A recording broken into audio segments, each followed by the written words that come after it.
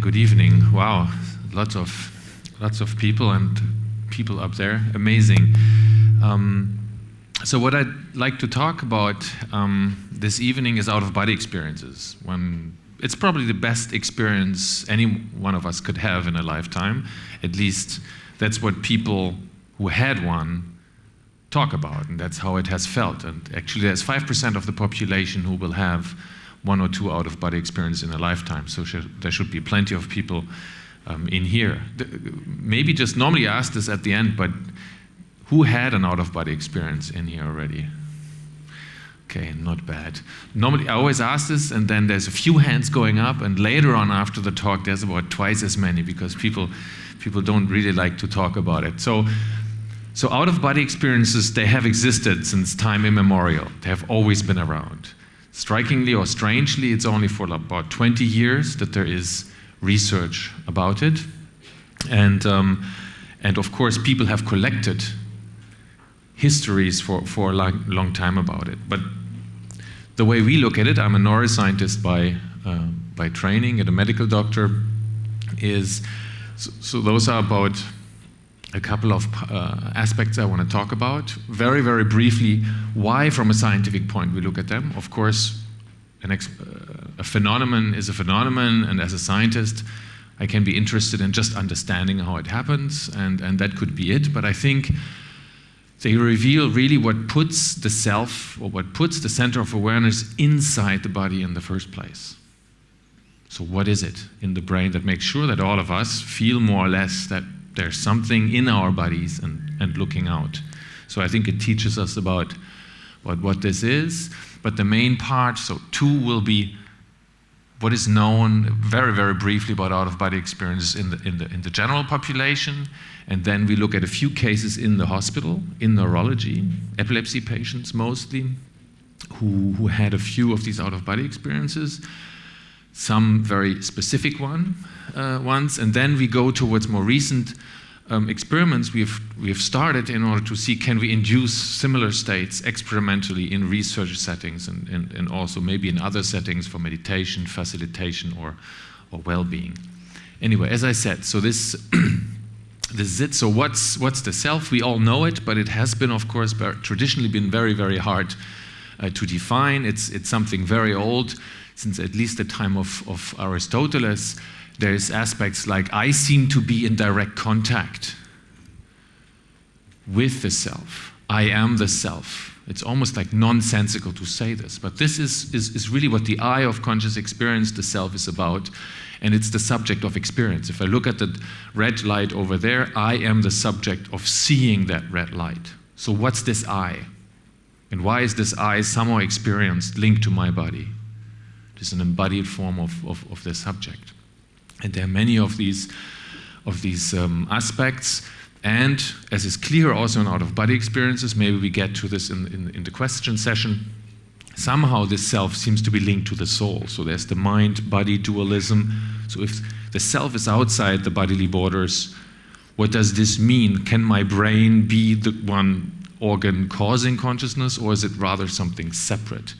So the out-of-body experience have always been taken as examples, as direct evidence that the self is more than just brain activity. But the definition that you can find and that I want to start with, and you can see it here in this drawing by Escher. I don't know if you can see it. So it's really about this entity. So this is Escher's left hand. He's holding the mirror ball in a way, and he sees a reflection of himself. But it's not about the image of Escher that I want to talk about in out-of-body experience, but rather what's this entity looking? The first-person perspective directed at this organism. So the self is distinct from the physical environment. It's also distinct from other people. And the really fun aspect of studying the self is that this is this entity. If I have a perception of the redness over there, this is my hand movement. It's the self-ascription. Perceptions, actions, and even thoughts are ascribed to this self. And that's the entity we would like to understand if we want to understand the self.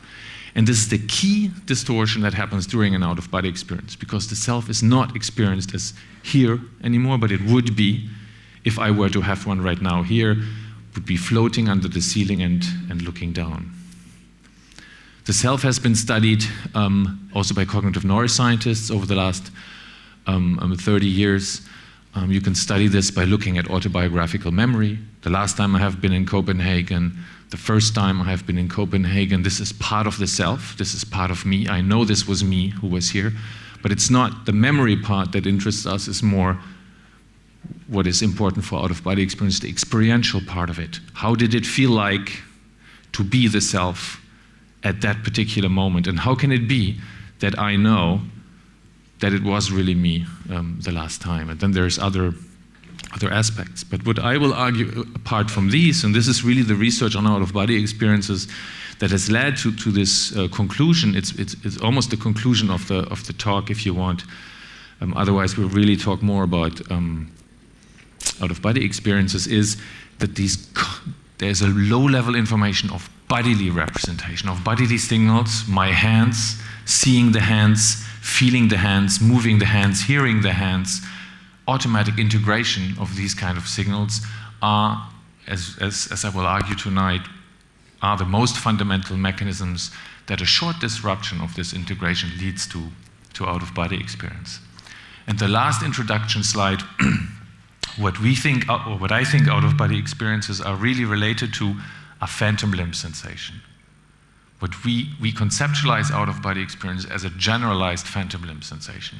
Not a phantom limb sensation just of an arm, but a generalized phantom limb sensation. You all familiar with phantom limbs? So after amputation, so upper right limb in this gentleman here, there is the residual limb, but 95% of healthy people suffering this will experience the persistence of a phantom limb. So it's a normal brain response. And so is the out-of-body experience. But it's not a phantom limb, it's a generalized phantom sensation of an entire body. And so, yeah, so this is, in this case here, this patient perceives actually a flesh-like, a hand which is in a particular position. There's no forearm, but there's the distal part of the hand, and it feels exactly as the hand that is still physically existing, which is also something you find in out-of-body experience, that the self is experienced as strongly as under normal conditions. And so, but what we know is that reorganization in the left part of the brain representing that hand, which is of course completely unaffected by the amputation, is causing the phantom limb sensation. And why is it, maybe that's also something we can discuss, why is it so easy for us to accept, yes, oh, phantom limb, we understand.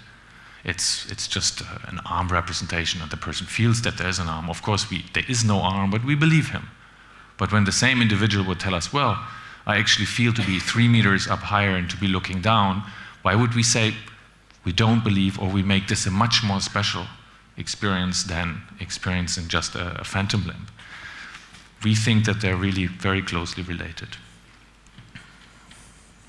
So here's an example, one of the first description from a fantastic book that Sylvain Muldoon has written together with Herbert Carrington. There's where Sylvain Muldoon, that you see an image here, is describing his over 100 out-of-body experiences that he had.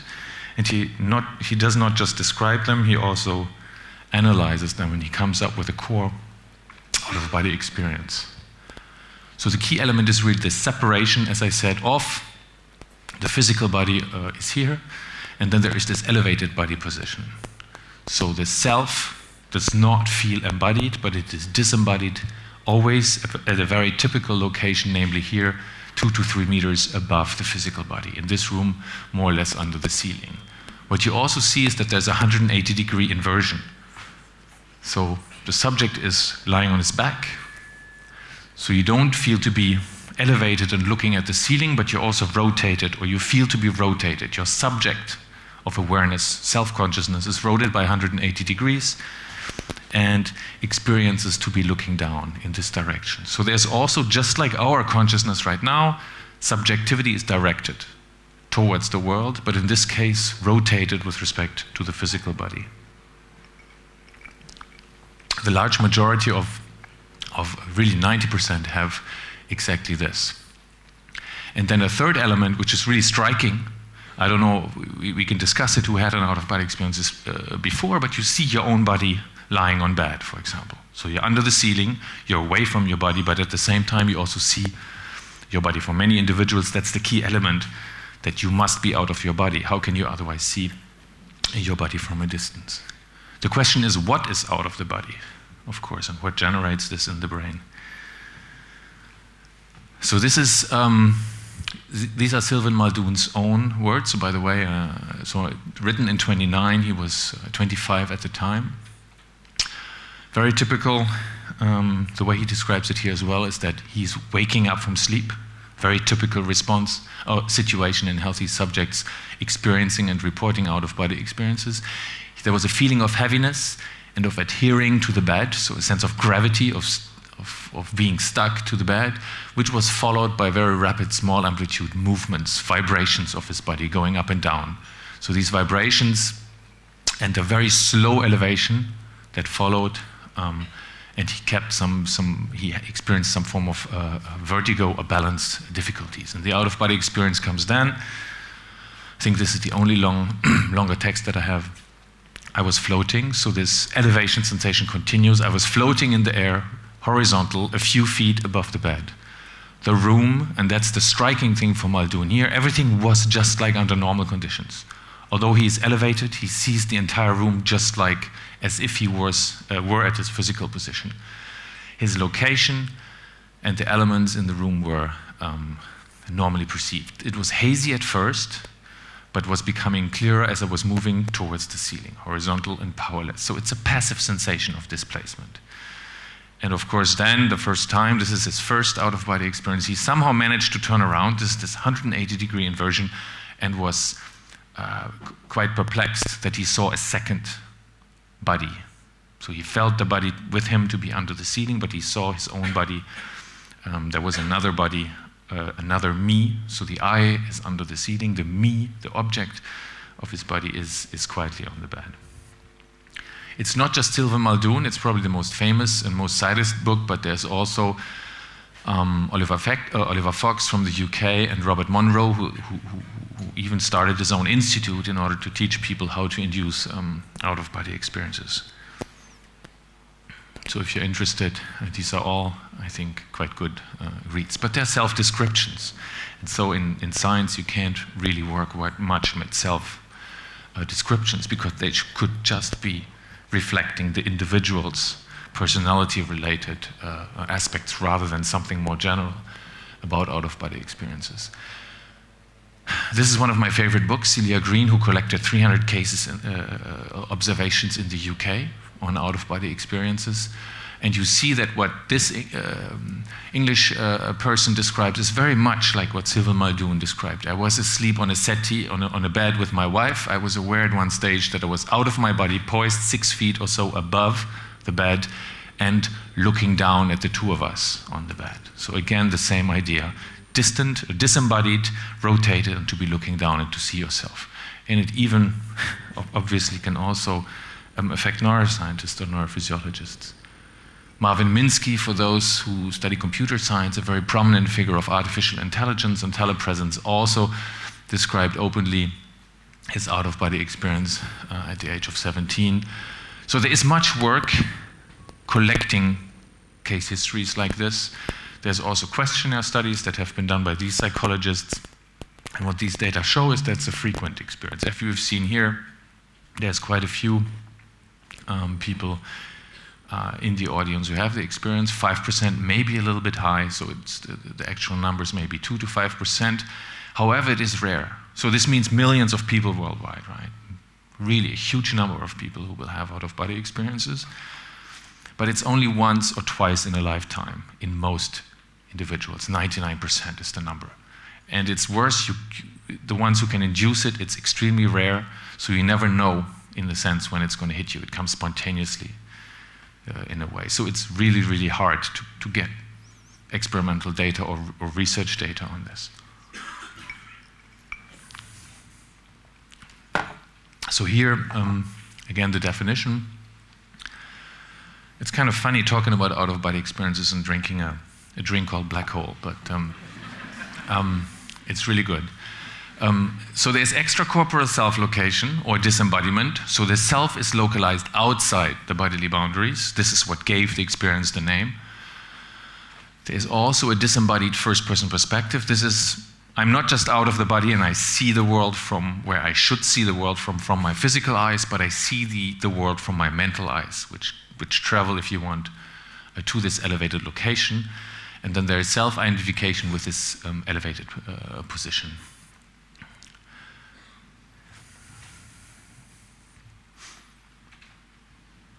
Okay, so I think I've mentioned this. So what intrigued me? So how did I get into this topic, by the way? So so I was a medical doctor, neurologist at the time, and one of my supervisors had worked on out-of-body experiences before. So he had given me some of these papers, and he told me basically, well, if you come across some of these cases, it may be interesting to look more carefully at this. And by chance, in this particular unit I was working on, there were actually quite a few cases where and opportunities to see, is a certain brain structure linked to out-of-body experience, or is it just anywhere in the brain where this could happen? And this is what I want to talk about next. If we talk about out-of-body experiences where, although we know by now they exist in the general population, they're quite frequent. If you have an out-of-body experience, this does not mean you are a neurological patient or a psychiatric patient or whatever patient. It's 5% of the population, so the brain reacts like this, just like in phantom limbs. But nevertheless, they can sometimes also occur, like any experience, due to a brain disease. And these are the next cases that I want to present. So one of, I don't know if you can see this, but there is this one spot here, which is a little bit wider than on the other side. It's also not here, it's one particular part of the brain. And if you look at electrical activity of the brain, there is these spike-like structures that you see also here, and they are predominating in this blue region here. The nose is here, the two ears would be here, so it's a region somewhere over the right hemisphere. And people have looked, that was the starting point, so to speak, that in some individuals, if you had a complex partial seizure with loss of consciousness, prior to this, some patients reported also that they had an out-of-body experience. We were able, this is one of those first patients we studied in Geneva, suffering from a severe form of epilepsy, where we, for medical reasons, implanted these electrodes. And so each of these lines here that you can see is one implanted electrodes. There were 64 implanted here over the cortical surface by a neurosurgeon. And here we had the opportunity to localize this much more precisely. So again, a patient where due to a seizure, due to epilepsy, before there is a loss of consciousness, there was an out-of-body experience. And so it allows us, for the neuroscientist, very important to link it to a certain brain structure. And you see these black lines. This is the parietal cortex. The temporal cortex is a memory structure. This is a space perception structure, a visual structure. Sound cortex is here. So it seems to be an area that's in between these different areas, analyzing information from the different senses. However, it is just, well, this structure could be related to epilepsy. The difference here was also previous cases. It was just one or two seizures of this patient who had been associated with an out-of-body experience. And in this patient, we recorded the seizure while the patient was in the hospital. So, and these discharges, if you want, were associated with the out-of-body experience. However, these could again just be several cases. So it's not clear whether it's specific for these brain regions. What we looked at next is, and these are 9 different patients, and each of the brain disease affected those areas that you see in color. And we could now do a kind of simple analysis, if you want. If we average all these brain regions, would one particular regions pop up? Or would several regions be coming up? And what we found in this analysis is that in particular the red and the yellow region is the region where most of these patients had a brain interference. And that could be migraine, epilepsy, or I think we had also stroke patients here. vascular stroke. So it can be quite serious diseases, but if they affect this part of the brain, no out-of-body experience, this part, no out-of-body experience. Only if they interfere with this region, there seems to be, or there can be an out-of-body experience as a consequence. So the question, of course, is, well, it's not a region in the brain for out-of-body experiences unless we can come up with a reason why, as humans, we should have it. But since we have it so rarely, so what I'd like to discuss with you today is rather a region whose activity is there to put us inside our body. Right? It's a region that puts consciousness into the body in the first place, because it's a thing the brain has to calculate. It's not by definition that consciousness is localized here. It could be localized anywhere. And so if there is a problem in this region, consciousness and the self does not seem to be represented in the brain, but rather at a very particular location, 2 to 3 meters above, and looking down.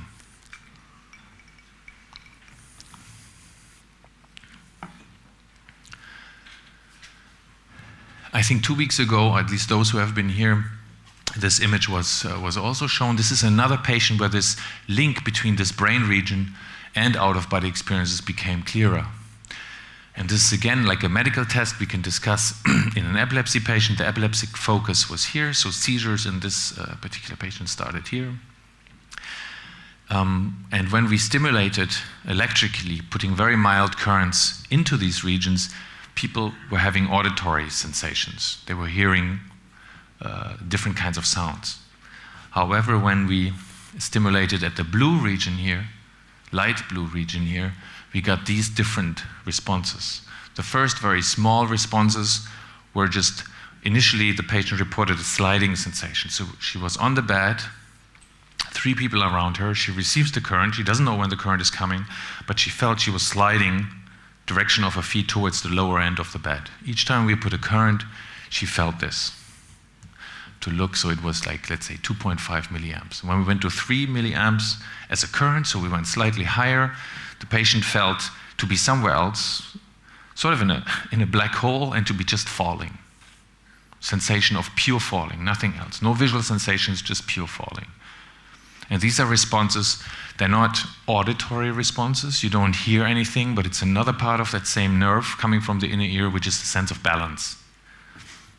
So we classified initially this response as balance, and we almost wanted to already stop recording here, but we decided to confirm this effect one more time, and we went up with the current, and it is at that point that she hesitated quite a bit. And there's actually quite a number of, all these sites were stimulated. There's quite a large number of quite strange experiences and discussions that occur in this setting. But she's like, I'm not really sure what happened. Could you stimulate one more time? It seems like I'm looking at you guys from above the ceiling. And we're like, sure. Why not? And we weren't, of course, sure, because she never knows when we apply the small current. So we this time paid a little bit more attention, and we really looked, so tell us exactly when it happens, and describe it, etc. And it was really each time we put this current into this particular region there, that she said it became clearer, and she could describe it quite well. It was exactly like Sylvain Muldoon had described. So she felt under the ceiling. It was actually quite precise. She felt like she almost could touch the ceiling with her back. But of course, she was lying on her back, but she felt to be touching the ceiling. She saw us 3 sitting around her bed. What was really strange for her, which also is not very frequently reported, that she only saw her legs on the bed. So the patient felt to be elevated, but she only saw the lower parts of her body from the elevated perspective. But she also had the clear sensation to see the world from this elevated perspective. Now, these stimulations are only 2 seconds, so it was really like turning on and off a light switch to turn on and off the light. In this case, the out-of-body experience. So the first finding that was different than previous findings is not just about the location, which is exactly in the same brain location like the data I showed you on the slide before. So the region is really within this if you just compare it. But the first link is this link to vestibular system. So there seems to be an association, the same cortex, the same brain region, just after the auditory cortex, which is a balanced cortex, is involved in out-of-body experience. So it is a link to body representation, and the vestibular sense is important. However, these sensations, so this was a clinical test, so we couldn't really do a lot of experiments. So we just decided to do a few more tests, and what we tried to do is what happens now if she would look, because it was so weird that she saw only half of her body from the elevated perspective. So we asked her during stimulation what would happen if she would this time look at her legs. So she's lying in bed, like in this position, a little bit more upright, and she would just fixate her legs. And what happened then is, I think, interesting and important for understanding what out-of-body experiences are, because during the stimulation, she felt a shortening of her legs, and once the stimulation was over, her body or her feet was basically jumping back. It's like a Tom and Jerry kind of thing where you feel your legs shorten and they come back. And if we changed input, so changing leg position also changed what she experienced. So if we asked her to bend her knees, can't do this after this drink anymore. So if she looked at her legs like this and we stimulated, actually the legs were coming towards her face, and she was trying to put her face in a safe position. Of course, nothing ever moved physically, but she had these strong, vivid sensations that her body was moving.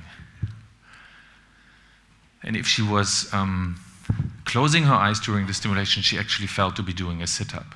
So what is important here, each time we change how the brain perceives signals from the body, this is somehow integrated into the altered own body perception. So we think that out-of-body experiences are also an altered own body perception caused by this by a short-lasting deficit or change in integrating different pieces of information. If you think about your hand, the example I gave before, you see the hand, you can move the hand, you feel the position of the hand. All this needs to be integrated into one single representation. But if this integration breaks down, you may have two representations, a movement representation over here and a visual representation over here. And the brain is not able to fuse them. And we think that something similar is going on for the out-of-body experience, but not for the arm, but for the full body.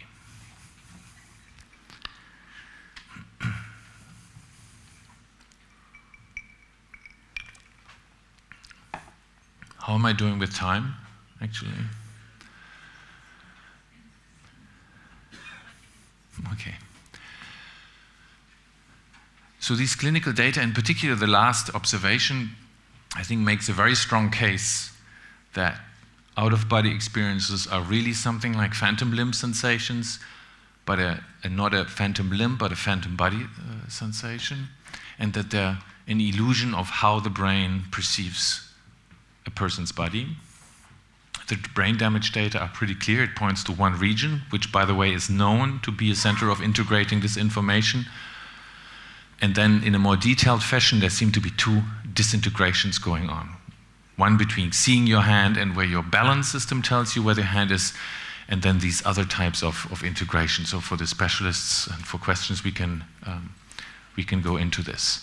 And interaction of this same brain system in healthy subjects outside of the neurology clinic, during dreams, during other parts of sleep, or other aspects, if there is an interaction with this region, could also explain the out-of-body experience in healthy subjects.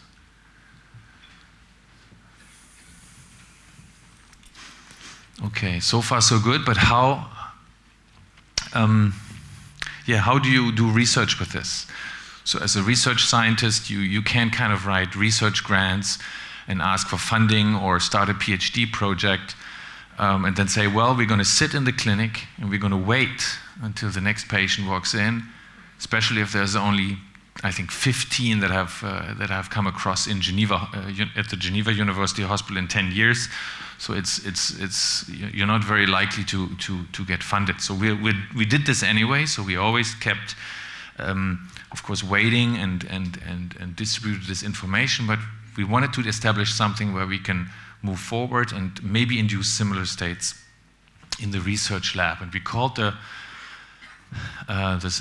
research project Video Ergo Sum, based on an older form, of course, Cogito Ergo Sum from Descartes, using video technology and also the aspect of seeing your body at a different place than you really are. And we exploited again illusion settings that were based from phantom limb phenomena, but also from experimental procedures called the rubber hand illusion. Again, researchers have been fascinated by testing how fingers are represented in the brain, how the hand is represented in the brain, but much less people have studied how the full body or the trunk or the head are represented in the brain. But that's exactly the system we need to understand out-of-body experiences, we think. So phantom limbs I've already presented to you. It's a feeling as if that limb that is not physically existing still exists. However, there have been data by Ramachandran, so you see the left residual limb here. This is a mirror that's actually interposed between the residual limb and the physically existing hand. And then, of course, what Ramachandran showed is if you superimpose your reflected right hand, which turns into a mirror left hand, over the non-existing left hand, this comes with changes for the phantom limb. So if you have a painful phantom, for example, and you overlay your physically existing hand over the painful phantom hand, this in some patients can alleviate pain. So it shows that even phantom limbs are based on integration of visual and bodily touch or feeling systems. But this is basically, I'll just show this video here. This is a research paradigm that's very closely based on this. So this is the experimenter, this is the experimental subject.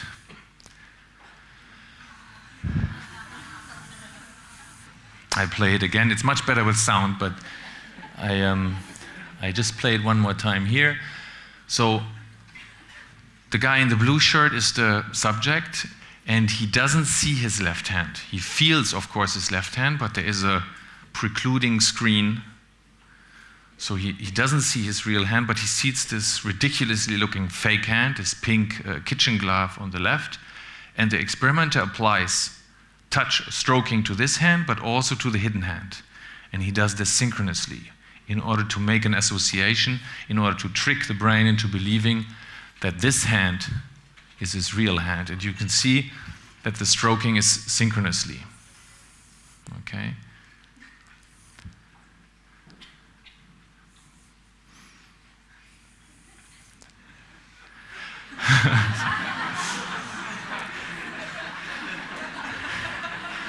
He's not so sure whether this is so funny, but and don't ask me how one gets ethics approvals for these kind of experiments. But so the aggression was coming from here, and he doesn't pull away this hand. He actually pulls away this hand first. And the aggression, of course, came from here, but it was directed at this, and he pulls away this hand because in this illusion setup you create a false assimilation of this hand into his brain representation, if you want.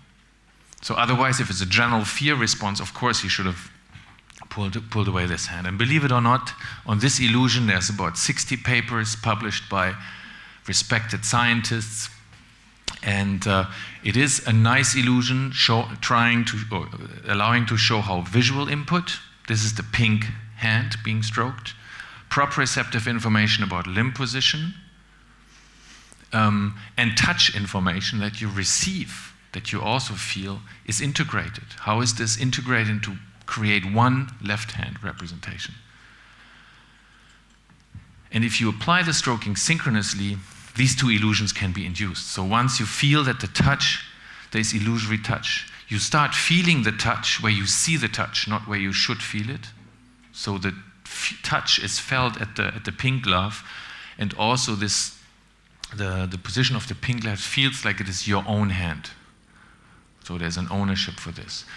And then an important thing for us in the lab to measure, we don't just give questionnaires, but if after the illusion, so this is the real hand, the fake hand is here, you ask the subject in the blue t-shirt to point towards the hand, towards the index finger. They don't point here. They point to a position between the pink hand and the other hand. So the brain, after 2 minutes of stroking, immediately recalibrates where the physical hand is. But again, for the out-of-body experience, really we had to change this illusion because the entity, the self, is not changed, right? It's just the hand towards me which is changed. What we would like to change is where is this I with respect to the body.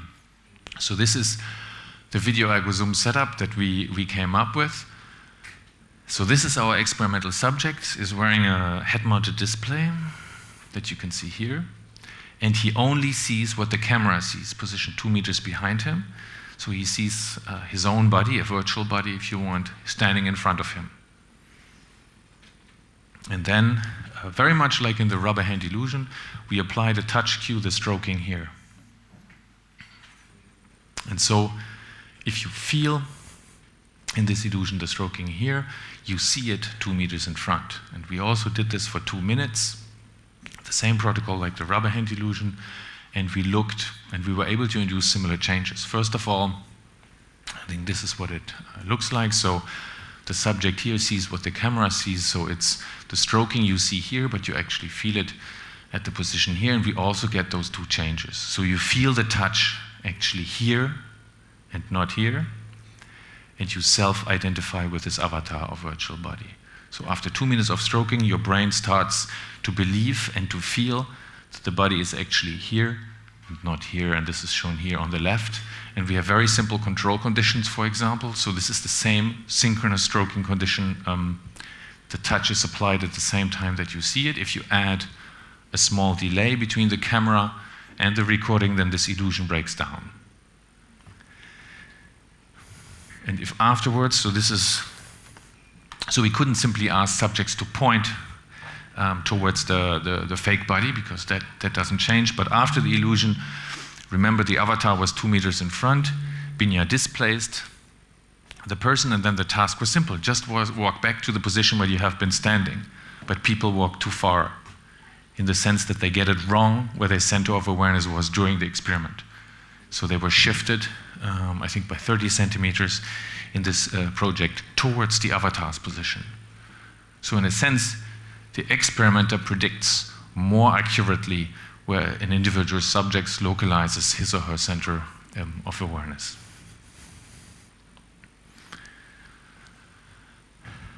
Yeah, so we also made sure that we could actually induce a rubber body illusion. So remember, in the first scenario, we really filmed the subject's own body. So here we filmed a mannequin, like just a fake figure, and applied at the same time the stroking here. So what the subject, which is standing here, sees in this setup is actually this fake body standing in front, but the illusion works in the same way, if not better. We actually wanted to call this rubber body illusion first, but if you do a Google search with that name, you find all sorts of strange websites. So we decided to go for full body illusion in the end. And you will not be surprised, but for experimental psychologists, it's a nice control condition for attention, let's say. So if you replace the fake body by this rectangular shape, no illusion is induced and no change in this drift measurement. Something interesting that we're pursuing also, if you have this illusion, this comes with consequences for your real body. So if during this illusion we apply mild painful stimuli to the subject's body, you seem to support more pain. So leaving your body in this experimental way seems to change pain perception. Also, as you can see here, in addition, your body seems to start cooling down, which we don't really know why that would be the case. But if your brain believes to be not here, but at another location, it starts to re-attribute sources to other locations. Okay, so these full body or out of body illusions are very close to or have some parts that spontaneously occur in out of body experiences, and people not only self-identify with this avatar, but very importantly localize their center of awareness, just like in out of body experiences, out to a position outside the bodily boundaries. So it really shows, and this is that the inside body experience is an active process. So it's not a given that our brain localizes our subject and our individual to the limits of our physical boundaries. So it's an active process that we can break down in these experimental fashions, and that spontaneously occurs in out-of-body experiences. So the last part really that I want to present is like the last step from a neuroscience point of view. So how can we link this yet to brain imaging? So if we induce our illusion in the same way and now associate this with brain imaging techniques, which brain regions would really become activated? So this way we would have gone full circle from a neuroscientific point of view, just an important achievement. And in a nutshell, we use just a lot of technology to achieve this.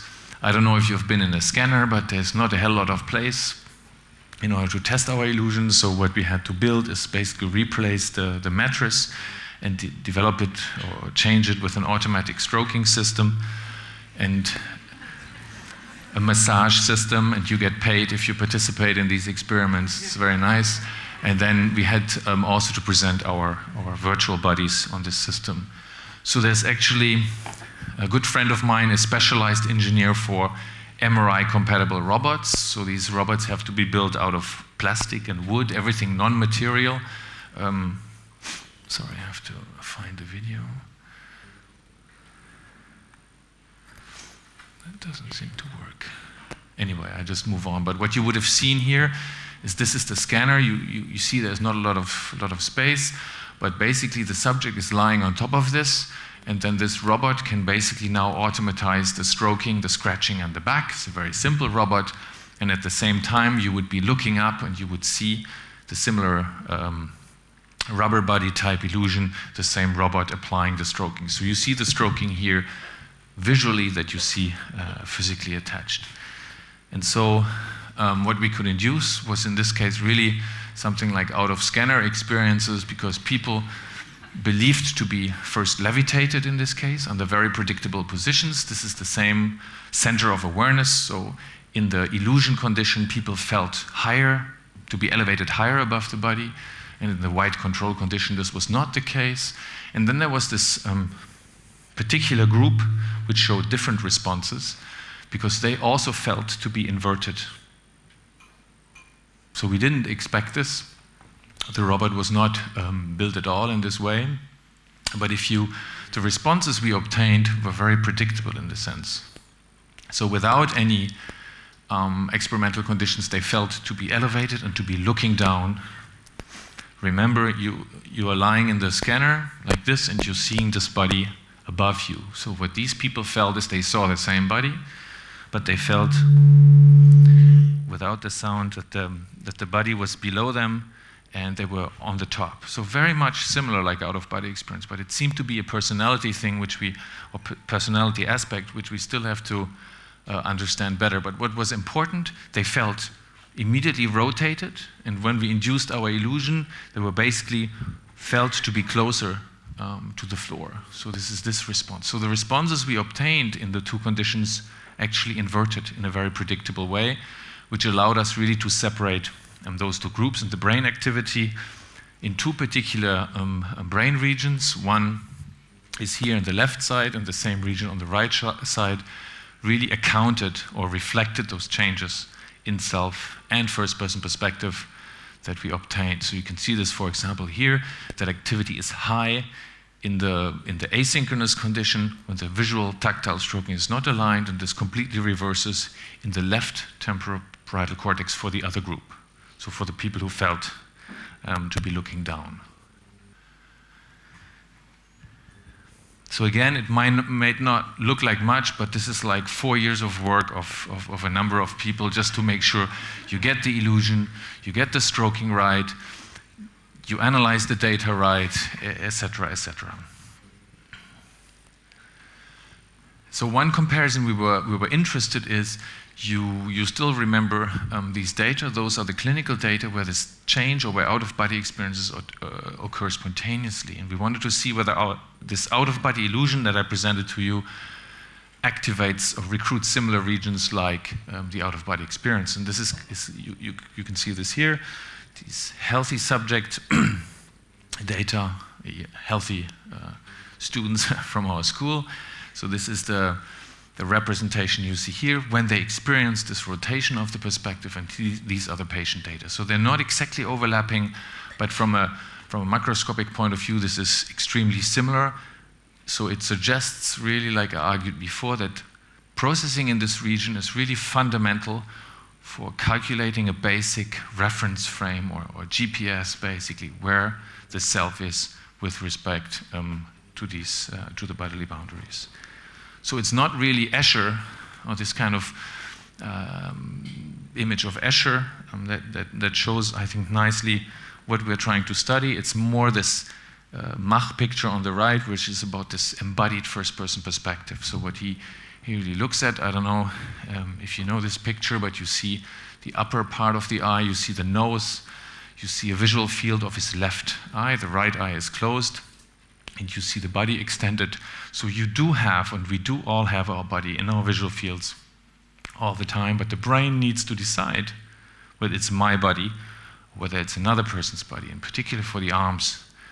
This is not always clear. Just think about shaking the hand of somebody else. So this is actually quite a complex process that the brain has to solve. Now, what happens during out-of-body experience is that it's not a hand or finger representation, it's basically the head and trunk representation, which are the most central ones. And if we get those wrong for brief moments of time, milliseconds if you want, to a few seconds, then the out-of-body experience is quite a normal response, a form of recalibration where the body is in space. So we started with this very general description of a self, and I've given you our account of the self already, but what we are working towards is that the conscious experience of being somebody is really based on this integration of these signals that I've marked here. The trunk-centered somatosensory systems, I can look for my pointer again, and it's based on really these different modalities: motor signals, somatosensory, vestibular signals, and also visual signals. And these are 4 different parts of the brain, and this region I talked to you about is known for integrating these different senses. And if by any form of disease, or just by short-lasting changes that can occur in all of us, this integration is changed, the brain reacts in a very particular way, which is the out-of-body experience. And then these 2 regions, I mostly talked about the temporoparietal cortex, but there's also a neighboring region called the insula, which is also involved. So how do we move forward with this scientifically? So just 2 points. So what I personally think is that this very low-level account of inside body experience and how it is generated, it's a very primitive form. It's probably the first form of self-consciousness that we have, but we're not the only species. Rodents, monkeys certainly have exactly the same mechanisms at work, so they have self-consciousness in this way. And what I think is that many higher-level forms of human forms of self-consciousness related to memory, language, and thinking are based. So this is the basic building block, what we talked about today, for these higher forms of self-consciousness. And this is just very often in consciousness research, people say, we should wait. Self-consciousness is so complex, we should wait until we have understood consciousness, and then we should start studying self-consciousness. I think, as the name says, self-consciousness, visual consciousness, auditory consciousness are all subforms of the larger project consciousness. And I think the access to self-consciousness, at least the way I've described it today, is probably much easier than previously thought. This last one just as an outlook, where we're taking this also in forms of maybe technology. So I think in future communication, some of these techniques I've presented to you could be interesting. There's actually several projects using virtual reality, but also other wearable technologies, mobile phones. We use this very much for chronic pain treatments. I've mentioned the brief effects that you can alleviate pain quite quickly after 2 minutes of stroking. So there are many chronic conditions of pain where some of these virtual reality treatment could be very easily added. And then maybe, something we should discuss more, but wellness and meditation-like approaches could probably benefit if additionally to standard approaches, some of our technologies could be added. Thank you.